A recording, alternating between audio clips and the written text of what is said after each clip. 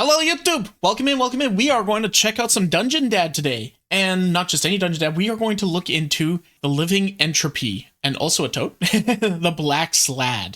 So Slaads are one of my favorite monsters and like factions in the D&D universe. I don't know, it's kind of like a weird alien sort of situation, but there's ways you can tie them into a BBEG. They're chaos, they're weird, they don't make a lot of sense, but they also have like a hierarchy and like a evolutionary situation. And it's really cool. I love them. But we only have 3 Slaads in actual D&D as far as I know, unless some other ones came in. Red, blue, and green. Now, I do know that they go up even further with like the death Slaad or the gray Slaad, the black Slaad, and I think there's also like a death and a shadow Slaad or something like that later on, but we might get into it a little bit further. This one is going to be specifically about the black Slaad.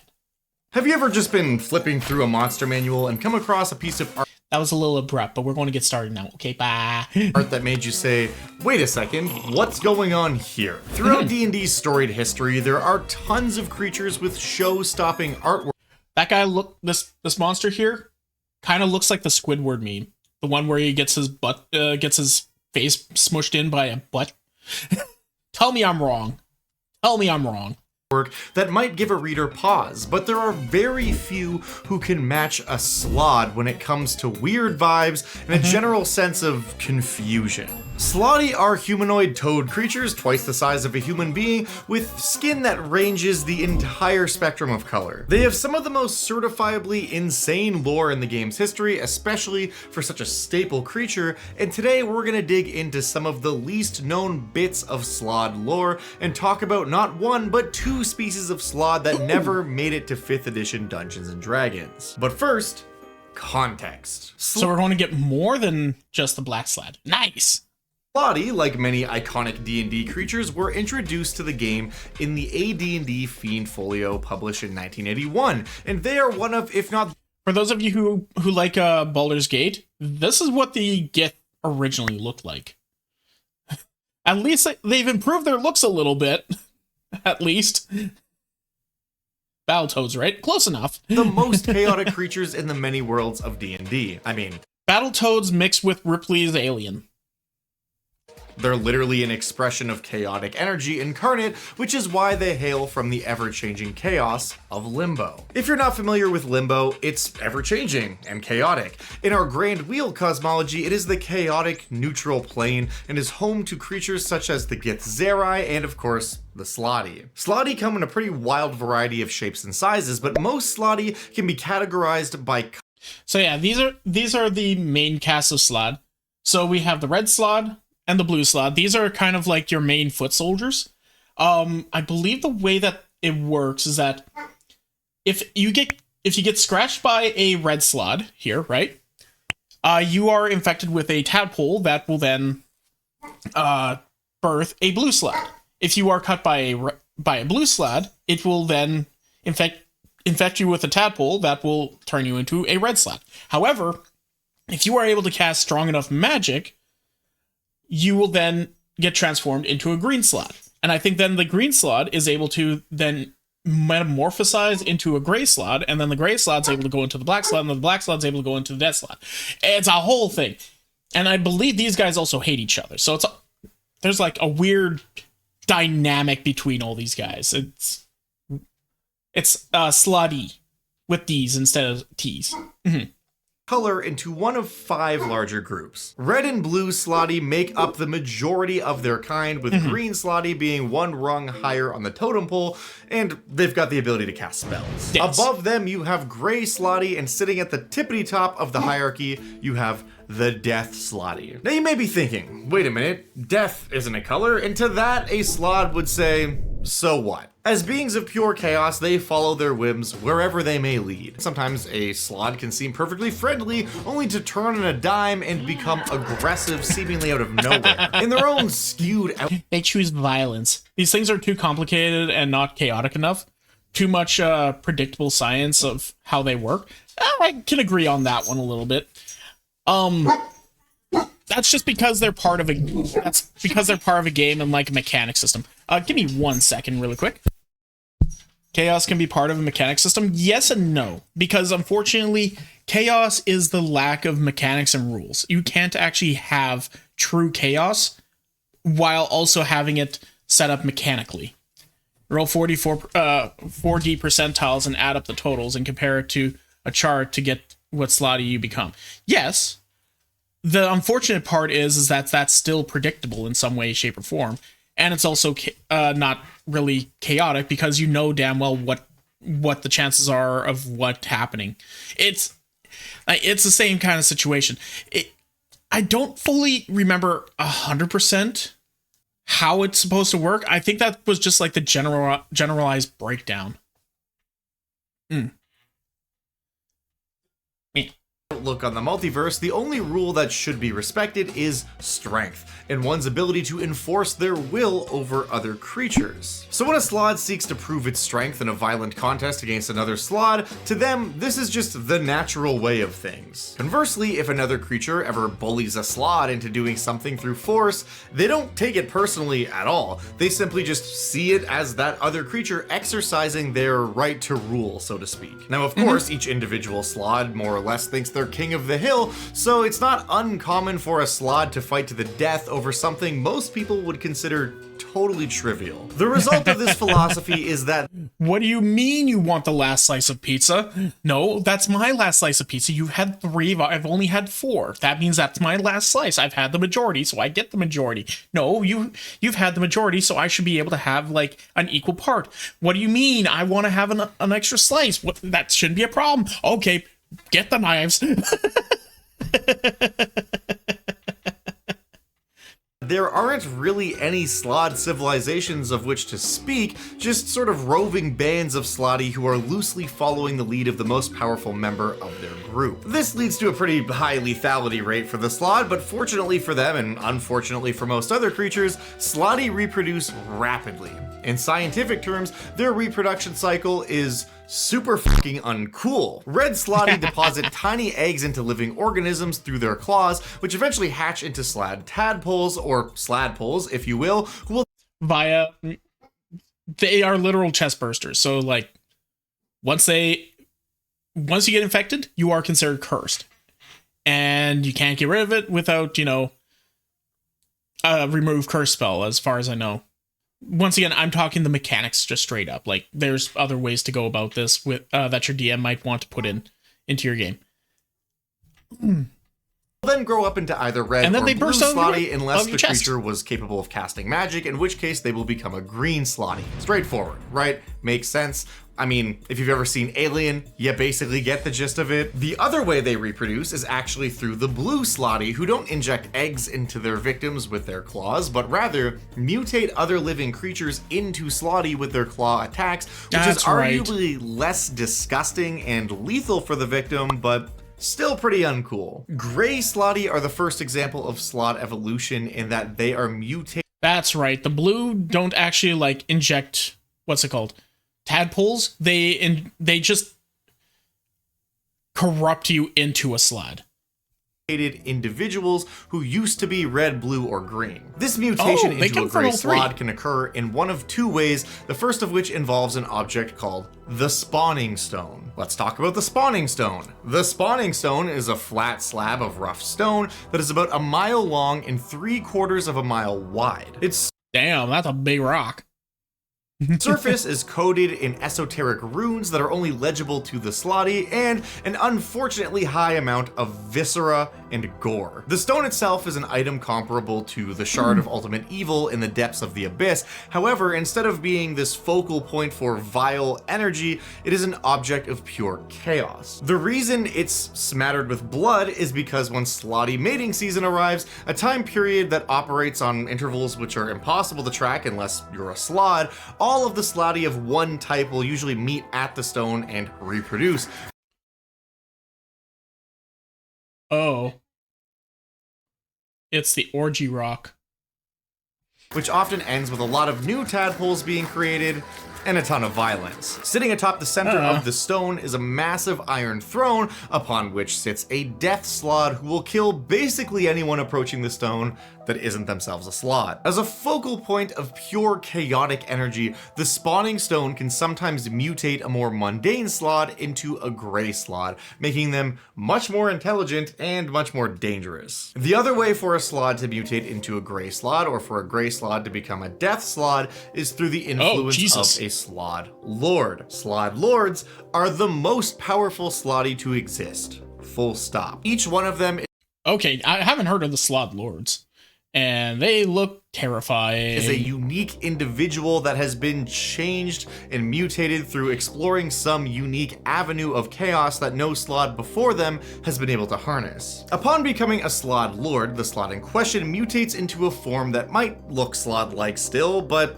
may also look nothing like a Slaad. A great example We have no idea. of this is the first Slaad Lord, who became the Lord of Insanity and appears as a brain suspended in a gelatinous body with multiple pseudopods. Think of the Slaad Lords as being similar to Demon Lords in the Abyss or Archdevils in the Nine Hells. They're not gods, but they hold power that is beyond comprehension for most other creatures. There are only 8 named Slaad Lords that we know of, but there are theoretically others who have not made themselves. Wow, it doesn't even look like a... That's cool. Okay, interesting. So, the Slaad Lord is pretty much just like a true being of chaos and just confusion and weirdness. I guess they just take on the traits that... traits that kind of, like, suit their own chaotic whims and what they're like, I guess. Known beyond the confines of Limbo. However, we know there aren't too many of them, primarily because of Yagorl. While Sendam, the first Slaad Lord, may Damn it, Yagorl! be the eldest and most powerful Slaad, Sendam also has no interest in what the Slaadi are up to at any given time, and is more or less just a force in the background focused on their own inscrutable goals. Yagorl, on the other hand, is the Slaad Lord of Entropy, the second oldest of the Slaad Lords, and is more or less the king of Limbo. I mean, Slaad don't really have kings or any system of government at all, but Yagorl is out here doing ranked competitive tyrant activities. Yagorl not only created the spawning stone, but is also on this grand crusade to unmake the multiverse, or at least that's what most people think. Truthfully, his motivations aren't super clear beyond the fact that he seems intent to destroy everything around him, but what is clear is that he has a vested interest in directing the Slaadi. So he's a big skeletal frog man with a scythe? It's kind of dope. As a species. He's not out here building armies or anything, but he tends to choose champions to act as shepherds that guide the Slaadi down one path or another, and those champions are, of course, the Death Slaadi. Yagorl also has an interest in keeping the number of Slaad Lords contained to a minimum, mostly so that other creatures from distant planes can't learn too much about the Slaad Lords and how they might be created or destroyed. So most Slaadi who ascend to the status of Slaad Lord are immediately killed by Yagorl, which is why there are so few of them in the first. Oh, You're pretty close to becoming a Slaad Lord. Yeah, I want to be just like you, Yagorl. Just like that. No. Ghost Predator Toad? Yeah, pretty much. Place. But with all of that said, we've now seen the Slaad life cycle from Tadpole to Tier 1 Slaad to Gray Slaad to Death Slaad, and that's the extent of most people's Slaad-based knowledge. But humanoid toad enthusiasts everywhere will be pleased to know that there are in fact 2 more species of Slaad that continue this chain of evolution to a 2 more frogmen. lethal degree. When a Death Slaad manages to survive for more than a century, they sometimes feel an overwhelming urge to isolate themselves in a secluded location. Provided that they remain absent contact with any and all sentient creatures during this time, the Slaad will return from their isolation as a White Slaad, which marks a change in their abilities and an incredibly I remember hearing about the White Slaad, actually, now that I think about it. dangerous amount of power. White Slaadi are sometimes called Chrono Slaadi because they have this ability to see into the stream of time, both past and future, and they can glean insights that should be impossible. They can also summon copies of themselves from future and past time. I recognize those stat blocks. That's good old 3.5, the messy son of a bitch. To aid them in battle if things ever become desperate. And should a white Slaad ever manage to survive for over a century, much like the transition from Death Slaad to White Slaad, they can undergo a process that transforms them from White Slaad to Black Slaad, which, barring the Slaad lords themselves, is the apex of personal power an individual Slaad can ever hope to achieve. Black Slaad are said to be handpicked by Yagorl to aid in his entropic crusade against creation, and they possess abilities to match this destructive ambition. An individual Black Slaad is on a power level comparable to that of some ancient dragons. Each one is a blot of entropy on existence itself. Black Slaad Entropic. Large elemental humanoid. Level 26 minion brute. It's a minion? That's... what? Why was it a minion in 4th edition? It's 4th edition free. That's why. Causing anything they touch to wither into ash. While still maintaining the general silhouette of a Slaad, Black Slaadi are in no uncertain terms something... Hold on, everybody. So a little bit of chaos is happening around me. Okay. I'm sorry, guys. My dog is just being a little bit of a goober. Alright. Alright, we're back to the show. Much more dangerous than their other kin. The Nine Hells has Pit Fiends, Mount Celestia's got Solars, the Abyss has Baelors, and Limbo has Black Slaadi. As the arch villains of their respective domain, they are obviously capable of some insane stuff. But before we get into the specifics of all that, I gotta give a massive shout out to this week's sponsor. Arch Villain Encounters, Death and Beyond. This project is genuinely so cool, and I think a lot of you guys will love what they've got on offer. Arch Villain Encounters, Death and Beyond is a series of 15 individual D&D encounter boxes. Each box is built around a mega boss and includes a huge, highly detailed PVC miniature, a 50+ page adventure book, which contains an adventure built around the boss, information about their lair, their history, adventure hooks, minion stat blocks, creature tokens, item and spell cards, and... the animations on these things are kind of wild. Holy crap. Look at these things. Plus the details. Holy crap. A dry erase battle map of the villain's lair. It is literally everything you need to run an amazing adventure all rolled into a single box. They even include multiple stat blocks for the boss monster so it can be used in multiple tiers of play, which is excellent. They sent me a sample box containing a Necrolon, the dragon who consumed the cosmos, a dragon who became consumed with the need for understanding, which drove him past the brink of insanity. Everything in the box is really high quality, and this miniature is absolutely sick. I cannot wait to paint. I've made minis kind of like that. Not this thing, obviously. The little token minis. It makes it a lot easier when you're playing D&D and you're just wanting to throw like a band of kobolds at your players, or you have a lot of the same type of minion type of creature roaming around in your campaign. So it's good to just have like simple tokens.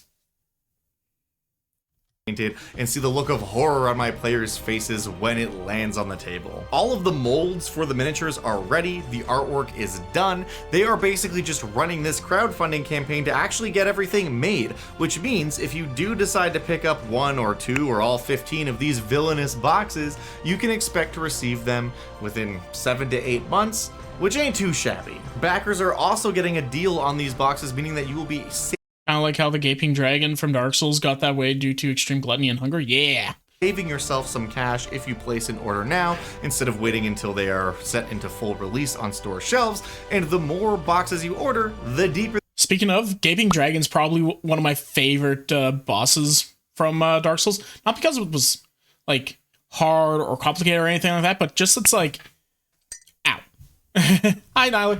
But just because of like how it was revealed, just this like little tiny snake head poking up over the edge of the waterfall, and then it just starts growing and clawing its way up in this giant monstrous thing, and it's like, what the fuck? With a discount, more cool monsters, twist my arm. The funding campaign to Arch Villain Encounters Death and Beyond is live right now on GameFound, and if you back it before 7 p.m. on May 16th, you can get access to some free dice and Oh shoot, this is the 25th. Guys, we're a little late on this one. Minis exclusively available to early bird backers. So follow the link in the description down below and check it out for yourself. Maybe pick up 1 or 2 or 15 heinous villains to unleash on your adventuring party. Thank you once again to Arch Villain Encounters, Death and Beyond for bringing us here to talk about some arch villains of our own. Speaking of which, we have an entropic hole in reality to check in on. Gross. Both the black and white Slaad first appeared in the Epic Level Handbook for D&D 3rd edition, which, as the title implies, is filled with epic level stuff. So the jump in power from a Death Slaad to a White Slaad is pretty significant, seeing as Death Slaadi are CR 10 and a White Slaad in my conversion clocks in with a challenge rating of 18. In Holy 3rd edition, crap. they are more or less a juiced up version of the lesser Slaadi before. My god, gets 8 challenge ratings? Holy crap. And that's only the white. There's still the black Slaadi after that, which, oh wow, it could go up to like a CR 26 or something like that. For them, but in 4th edition they were reprinted with some extra spice, where it is explained that White Slaadi actually have the ability to mess with time. So while I didn't actually take any mechanical inspiration from the 4E versions of this monster, I really liked that as a concept, so I decided to include it with my 5E conversion. Makes them a little different, which is good. Like all Slaadi, they have magic resistance and regeneration. I also gave them a primary attack that is basically just an improved version of the primary attack that you'll find on the Grey and Death Slaad stat blocks. The White Slaad version, of course, does more damage, and in addition to sometimes causing charmed, frightened, poisoned, or incapacitated, their attack can also cause the target to become stunned or petrified. Pulled straight from the 3.5 stat block, we've also got the Entropic Spittle. Hold on one second.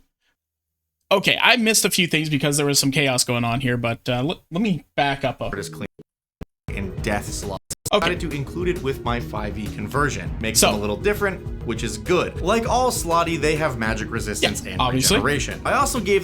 So they're very difficult to hit with magic, and they regenerate over time. Okay. Makes it very hard to kill them with physical or magical abilities. Cool. Them a primary attack that is basically just an improved version of the primary attack that you'll find on the Grey and Death Slaad stat block. Force damage. Start of the Slaad's next turn. The target is conditioned. Blah, blah, blah, charmed, frightened, poisoned. Oh my god. And petrified. Oh my god, it can do a bunch of shit. The White Slaad version, of course, does more damage, and in addition to sometimes causing charmed, frightened, poisoned, or incapacitated, their attack can also cause the target to become stunned or petrified. Jesus! Pulled straight from the 3.5 stat block, we've also... So it's basically every time you get hit with the Chaos Ren, like, you just have a very high chance of having a unfortunate status effect or just not being allowed to play the game. Jesus. Got the Entropic Spittle attack, which deals some acid damage and coats the target in slime, which slows them down, causes acid damage every round, and that effect lasts until 10 minutes goes by or it is cleaned off. They've also got a slew of nasty spells like Fear, Finger of Death, Disintegrate, Circle of Death, and Power Word Stun, and... Holy crap, these guys just have a kit that says, you're not allowed to play the game. All right, let's go through that list here. Also got a slew of nasty spells like Fear, Fear, you're not allowed to approach me, so use ranged weaponry. Unfortunately, if you're not built for ranged, you're not able to do anything. You're not really able to do much. Oh, you have magic? I have resistance to magic. So that's what Fear does. Finger of Death. Finger of Death. Well, I just do a shitload of damage, and if you get reduced to 0 hit points, you're dead, and now you're a zombie under my control. Disintegrate. Disintegrate. Same thing, just no zombie. Circle of Death. Circle of Death. Just a fuckload of damage on a bunch of creatures. And Power Word Stun. And Power Word, you don't get to play the game. Because you don't have over 150 hit points. And the ability to cast Mirror Image as a bonus action. Oh! What if already dead? Well, I guess you were just sitting at the table playing tiddlywinks with your dice. Which is more or less them rippling between time streams. They also have an ability called Summon Self, which allows them to summon a copy of themselves from the future or the past. This... Stop! He's already dead! So, when you fight one, you're fighting two. Essentially creates 2d4 copies of the Slaad. Wait, 2d4? That's 2 to 8. That's 2 to 8 of them. Which all get their own turn on initiative, and of course, they all share the same hit point pool. So this is okay, at least they all share the same hit point pool. That's at least good. That's at least good. Oh my god, that's terrifying. But that also means Fireball becomes 4 times effective because they're resistant to a bunch of it. I've seen this before. Just ask who is the strongest. The Slaadi would probably be like, "We'll show you who's the strongest by beating the shit out of you. Whoever gets the kill is the winner." So Goku Black or Reverse Flash situation? Not really. Just really effed up. Ability isn't going to drag out the encounter by giving your party 8 more dudes they need to cut through, but it is going to make things a lot more dangerous until they can, you know, get through. They all line up and cast Disintegrate and Finger of Death. That's a lot. A single hit point pool of a single white Slaad. Moving over to the black Slaad, we see all of those same Slaad traits, of course, including the powered up Chaos Rend, but this is now a CR 24 creature, so you know it's gotta have some nasty tricks. Arcane Destruction. Oh, I hate the sound of that. Up its froggy sleeves. Toady sleeves? I don't think it even has sleeves. For starters, I gave the black Slaad an ability which all Slaadi used to have, but hasn't been in the game since. I've got an idea. Off with their hands. No fingers. Death is no fingers. You're not wrong. You're not wrong. But they also have regeneration. So it'll just take a round or two before they have their hands back. 5th edition, which is the ability to summon other Slaadi to help it in combat using. It can summon 2d4 green Slaadi, 1d6 of another 1d4 death Slaadi. Oh my god. Slaadi. This is a random chance to summon 2d4 green Slaadi, 1d6 gray Slaadi, 1d4 death Slaadi, or 1d2 white Slaadi, which can hang out for an hour. Oh, imagine you getting the really lucky roll. Oh, I just summoned 2 white Slaadi? Hell yeah, brother. Roll up some more friends. Oh, you both rolled 8? And let's go.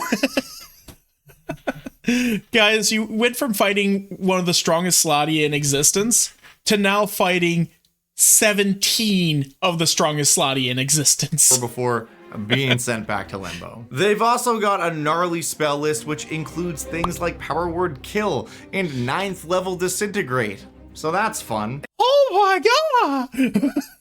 Increases the damage by 3d6 for each spell slot above the original casting. It's a 6th level spell, so that's 7, 8, 9. That's another 9d6 on top of its.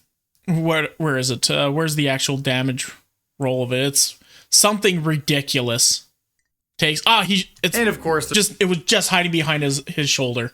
There's the ability to destroy magic on contact. So I gave them a reaction that is more or less counterspell, except they regain hit Arcane Consumption. Oh my god, it's got counterspell, but it eats the spell? Points equal to the level of the consumed spell slot, as long as it wasn't a cantrip. But speaking of destroying magic items, the black yeah, this one's going to be rough. Slaad also has an ability called Arcane Destruction, which is an action that targets an object such as some armor, a weapon, or a piece of equipment. For my and unlike most of these effects where it's like, oh, we only affect things that are either non-magical or they're like not on your person. They're like they're on the ground or something. So in order for it to really work, you need to first disarm the player of the weapon and then you can affect it. Right. No. This one's affecting it when it's carried. My 5e conversion, I made this work basically the same way as the Rust Monster's degrading ability, except that it can affect magic items and objects, which is guaranteed to strike fear into the hearts of players around the table. And also make them extremely pissed off. If you want to make your table really pissed off at you, take away their magic items. That's a very good way to do it. I've never seen player fear until the Paladin's Holy Avenger suddenly starts to degrade. Also at this level, oh, that would really piss off the Paladin. You almost need something that can threaten more than just the player's hit points, and a new breed of Slaad, I think, could be just the thing. But aside from the terrifying things both of these new Slaadi variants can do, the question, as always, is how do we use them at the game table? At their most basic, just having... Oh, you have lots of ways. One of my favorite ways, right? is actually making them subservient to another creature that has like actual prime directives. Because Slaadi, they're chaos. They don't have prime directives. They just have like base instinct directives. This is how you get IRL barbarian rage. Yes. And one thing that he doesn't cover in this one is that Slaadi, he might actually cover that in a moment, but one of the have a good one there, Folly. One of the things he doesn't cover at the moment, he might in a moment here, and I'm just getting ahead of myself, is that Slaadi have a stone in their body somewhere. Now, you're able to extract this stone without killing the Slaadi, which is kind of important, because if you can have access to the stone and you're, a spellcaster of certain strength and all that fun stuff, you can actually control the Slaad. Like, actually fully control them. And make them do your bidding and all that. So you can easily have these guys become minions to other creatures who are, intelligent, have actual ideas and all that, while also working on making themselves a small army of these of Slaadi, while also making it so that, like, literal stone, like a literal crystal or stone that's embedded in their body somewhere. So if you have one that's like got a red Slaadi under its control, and it's infecting a bunch of people with a bunch of tadpoles, right? You're doing that. My favorite people to give control over it to are hags. Hags are a good Granted, hags are just great in general. A black or white Slaad in the back pocket to incorporate with your otherwise Slaad-focused adventure is kind of nice. But I also think that the sort of unknown nature of these rare Slaad variants can be a plot hook in and of itself. Maybe the party is being paid by a researcher or sage of some kind to go to Limbo and try and find proof of a white or black Slaad's existence. Or maybe they're trying Why would you want that? to spy on a death Slaad. Well, actually, that would be pretty useful to know, because if that exists, then that's a problem. Who is on the cusp of becoming a white Slaad so that they can learn what the process actually entails. So much about these creatures is shrouded in mystery, and like the Slaad lords themselves, they generally like it that way. A white Slaad can also be a great villain for a campaign where the party's patron is a god of time or order, or even an order of worshippers devoted to a god of time. The party might have to set out and find the source of some anomaly in the flow of time, only to discover that it is being caused by a white Slaad who they will either need to destroy or convince to return back to Limbo. This could actually be a ton of fun. Perhaps the white Slaad's presence is warping time in the area so severely that a small forest has become this overgrown jungle filled with weird, highly evolved animals. Or perhaps what you have one that's like been you have a lich, right? You have a lich. Maybe not a lich, but you have some BBG of some sort, right? Who has control over a white Slaadi, has it like put down into its basement, and they are currently selling tickets to a large rainforest filled with titanic monsters from a bygone era. Do do do do do.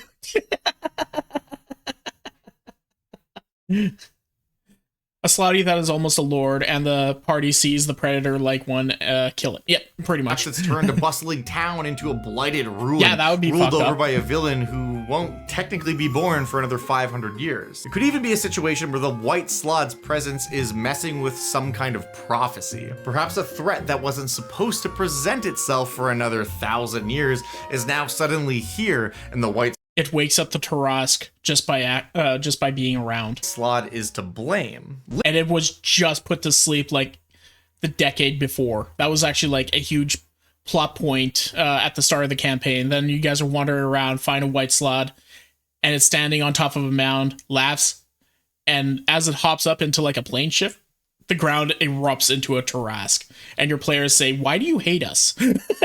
Limbo, the home of all Slaadi, is also a really important place to a lot of different factions in the multiverse. It connects to some very important domains across the many planes of existence, and the party being connected with any one of those factions who has an interest in Limbo could lead them through Limbo and therefore into contact with the Slaadi. Slaad society is borderline solipsistic in their outlook, meaning that a lot of Slaadi don't really consider anyone or anything but themselves to be real. In some cases, it's okay. You can do and say what you want because you're not even real. I'm the only thing that's real in this universe. I'm the only real one. Everything else is an illusion, a figment of my imagination. I'm crazy. is literally most Slaadi acknowledge other Slaadi, but anything or anyone from other planes of existence is thought of as more or less a dream, which also explains a lot of their behavior. And all of that is just to say, if one of the Slaad lords ever decided to act on this notion and try to expand Limbo into other planes of existence, a campaign where Slaadi are the big bads could be really interesting. That would be really tough to run as a DM because Slaadi are so disorganized by design, but I think there's room for a bit of organized chaos that could make a really neat campaign premise. I also think the idea of a black Slaad who is on the cusp of becoming a Slaad lord is a great character to center an adventure around, either as an antagonist or an ally. Perhaps a black Slaad is on the cusp of becoming a Slaad lord, and the big